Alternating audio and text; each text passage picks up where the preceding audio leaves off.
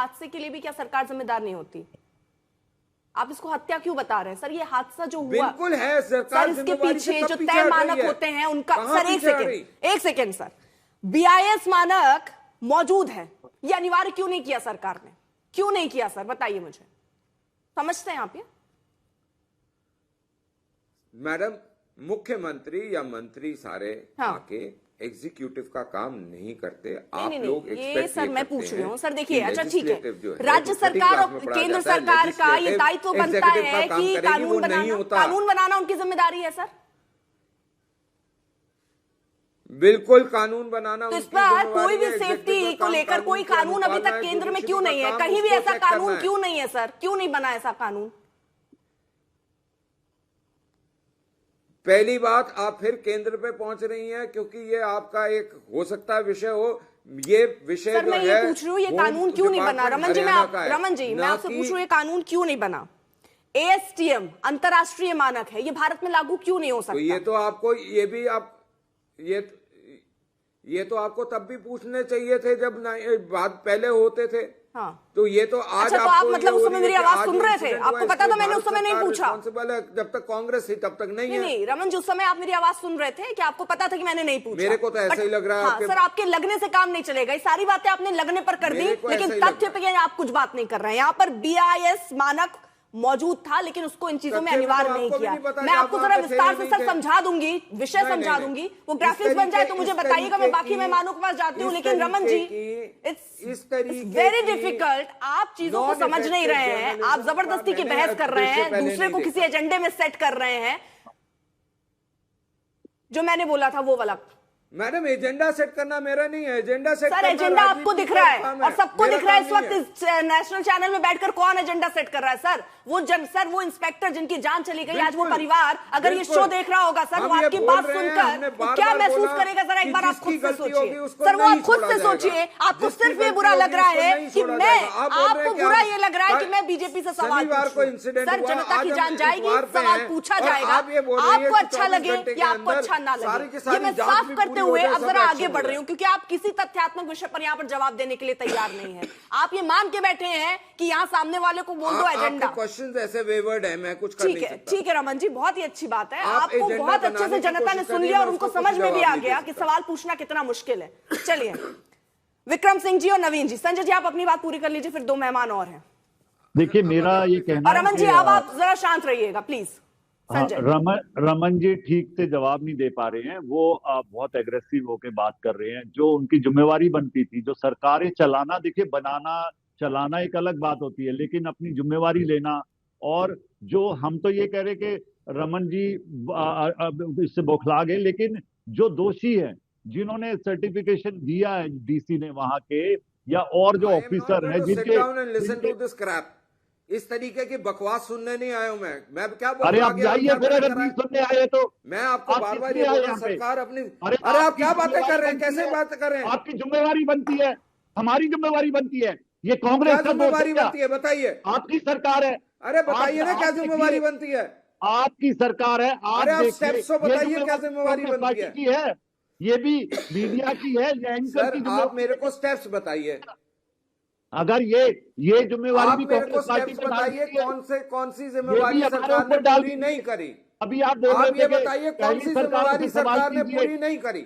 रमन जी बार-बार बोल रहे हैं सरकार ने काम नहीं करा, आप बताइए कौन सा काम पूरा नहीं करा? अरे सिर्फ आज का जो डिबेट का विषय, कौन से स्टेप्स नहीं लिए सरकार ने? आज का जो डिबेट का विषय, उस पर बात करिए। मैं उसी पे तो हूँ, आप अपने नंबर पे बात करिए। मैंने आपके उठा के भाग रहे हैं। मैंने आपके बीच में नहीं बोला, आप मेरी बात सुनिए। तो आप मेरे लिए गलत बोलेंगे, मैं नहीं बर्दाश्त करूंगा। जो जिन्होंने सर्टिफिकेशन दिया है, मैं यहाँ बैठ के अपनी जिम्मेवारी से नहीं सुनूंगा, अपनी जिम्मेवारी से नहीं बात सकते। जिम्मेदारी को लेकर मुझे सवाल पूछ रहे हैं तो आप उसका जवाब नहीं दे रहे। जब दूसरा इंसान, मतलब कुल मिलाकर जो समझ आ रहा है भाई, कोई सवाल मत पूछो। संजय जी आप गलत कर रहे हैं, जब उन्होंने बता दिया, पर्यटन मंत्री उनके आके बता रहे भगवान भरोसे है, तो आप क्यों कह रहे हैं सरकार की जिम्मेदारी? क्यों कह रहे हैं संजय जी आप? बैठने की आदत है, ये भगवान की जिम्मेदारी थी सर, सरकार की क्या जिम्मेदारी थी? सरकार की कोई जिम्मेदारी नहीं बनती सर, सरकार ने दे तो दिया मुआवजा, मैडम कौन है? सरकार ने दे तो दिया मुआवजा सर, इन महान और क्या उम्मीद कर रहे हैं आप संजय जी? ठीक है, आप दिखा तो दीजिए कौन है, बता तो दीजिए कौन है, कौन है भाई साहब ये? राहुल गांधी जैसा मानसिक है इनका, बताइए कौन है? आप देखिए, आप टीवी चैनल पे कैसे कैसे लोगों का आप बात हो रही है। मेरे बारे में बात कर रहे हैं। एक सेकंड संजय जी, एक सेकंड। रमन जी, आप मेरे बारे में बात कर रहे हैं?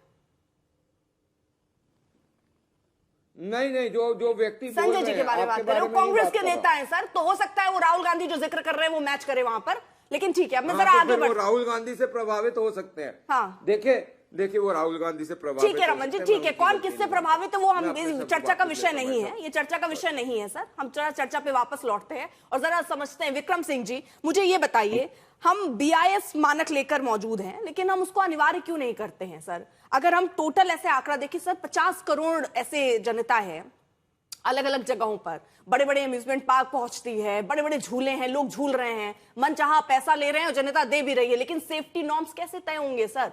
कोई कानून, केंद्रीय कानून या कोई कानून जनता की सेफ्टी के लिए क्यों नहीं बना अभी तक सर?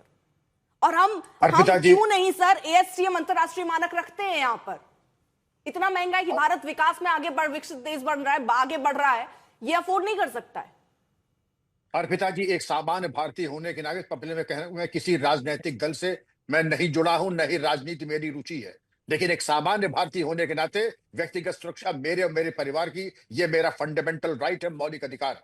आपने जो प्रश्न उठाया, ये कानून पहले आ जाना चाहिए था, लेकिन कानून तो तब आएगा जब हम कहेंगे ये हमारी जिम्मेदारी है। अब जब परमात्मा ने एक तरीके से ये एक हादसा हो ही गया है, इससे परमात्मा की इच्छा से, परमात्मा की कृपा तो सर्वोपरि है ही है, लेकिन हमसे ये अपेक्षा की जाती है कुछ पुरुषार्थ की भी। अगर हम पुरुषार्थ न करके हाथ पे हाथ धरे बैठे रहे कि सब परमात्मा करेंगे, तो आप लोगों की, विद्वान लोगों की जरूरत क्या है फिर समाज को? हमारे टैक्स से आप लोगों की सरकारें, आप लोगों की तनख्वाहें आती हैं। कानून बनाए, रक्षा करें।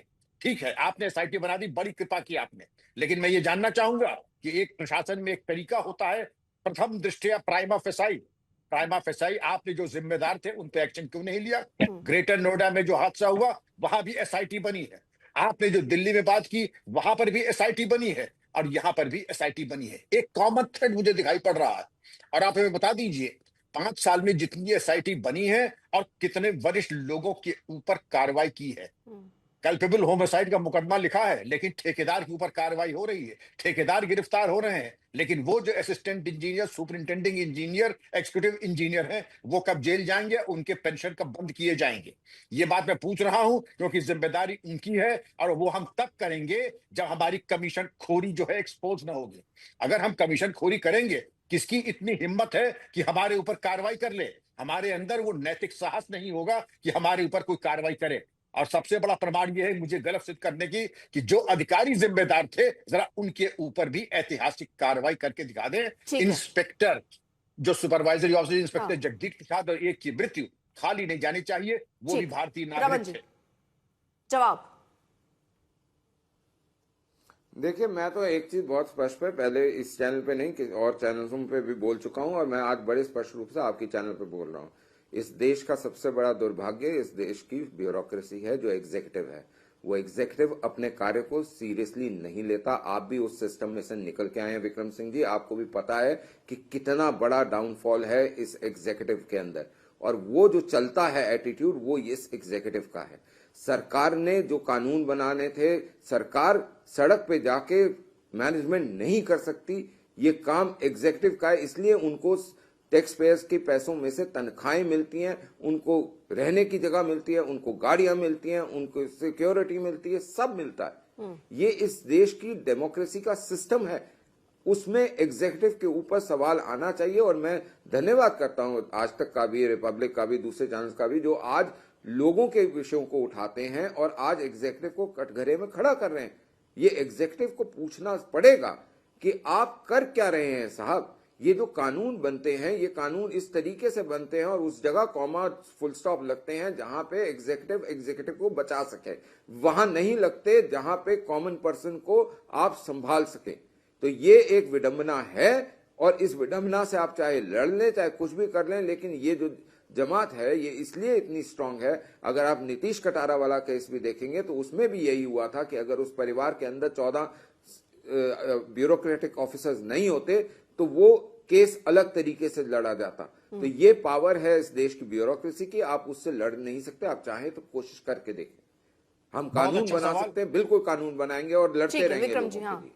ठीक है। बहुत अच्छा सवाल रमन जी, लेकिन आप सवाल जब पूछे तो पूछे, फिलहाल उन ब्यूरोक्रेट्स को जिन्होंने अपना कार्य नहीं किया उनको जेल भेजने की कृपा तो इस देश पे करें, ब्यूरोक्रेसी भी करें। ये किसने कब होगा अप्रूव रमन जी? किया है?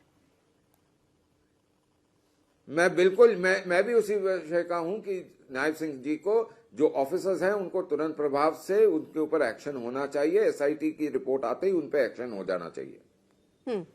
सर अधिकारियों पर जो है नरमी क्यों, ये तो बार बार सवाल बन ही रहा है। नवीन जी, क्योंकि जो मैं पहले भी आपसे सवाल कर रही थी कि जितने फुटफॉल है, जितने लोग पहुंच रहे हैं, उसको लेकर जो सुरक्षा मानक होने चाहिए, क्या वो भी सरकार की कहीं ना कहीं चूक है? इतने बड़े इवेंट को आप आयोजित कर देते हैं, लेकिन वहां किस तरह की सुरक्षा पब्लिक को देनी चाहिए, वो हो पाती है? ये ऑलरेडी इसके ऊपर नॉर्म्स हैं। मेरे ख्याल से पूर्व प्रवक्ताओं को भी मैं क्लियर कर दूं। पहली बात तो इस बारे में आर्टिकल 21 पढ़ लीजिए। उसमें जो पब्लिक सेफ्टी जो है ये कॉन्स्टिट्यूशन ऑफ इंडिया का है, जिसमें ये पब्लिक सेफ्टी की ड्यूटी, जिम्मेदारी जो राज्य सरकार की है। दूसरा, इसमें BIS नॉर्म्स किए हुए हैं, क्योंकि ये इस टाइप के झूले जो है डेंजरस श्रेणी में आते हैं।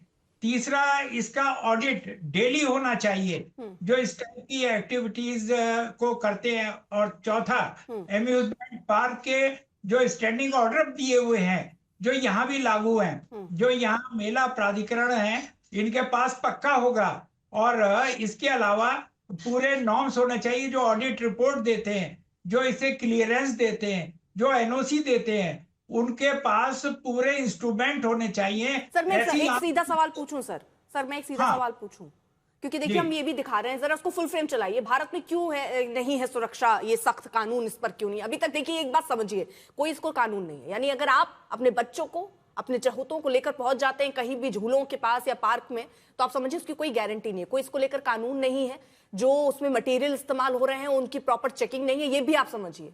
ये जो NOC वगैरह की बात जो चल रही है, अगर सीधे और आसान शब्दों में आपको समझाऊं तो वो वैसा ही है कि जाइए अधिकारियों को अंडर टेबल पैसा दे दीजिए और उसके बाद NOC लेकर चले आइए। लेकिन वही जंग लगा हुआ जो मटेरियल है, वो लोहा है, वो इस्तेमाल हो रहा है, उसमें पेंट करके उसको नया कर दीजिए ना। उसमें वोल्ट चेक होता है कि कौन सा लगा है, किस कैटेगरी का होना चाहिए। इसी के लिए ये मानक जो मैं आपको बता रही हूँ, ये देखिए ASTM मानक जो बता रही हूँ, ये अंतरराष्ट्रीय मानक है और ये लगभग सारे देश जो है इसको मानते हैं, लेकिन भारत में नहीं है। क्योंकि इस तरह से अगर आप अपने इक्विपमेंट्स वहां लगाएंगे तो बहुत महंगे पड़ेंगे, जो भारत में नहीं हो पा रहा। यानी जाने सस्ती है, ये महंगा, इसलिए इसको नहीं कर रहे हैं। ठीक है, अब आप समझिए BIS जो एक मानक है वो भारत में मौजूद है, लेकिन ये अनिवार्य भी नहीं है, ये अनिवार्य भी नहीं है झूलों के लिए।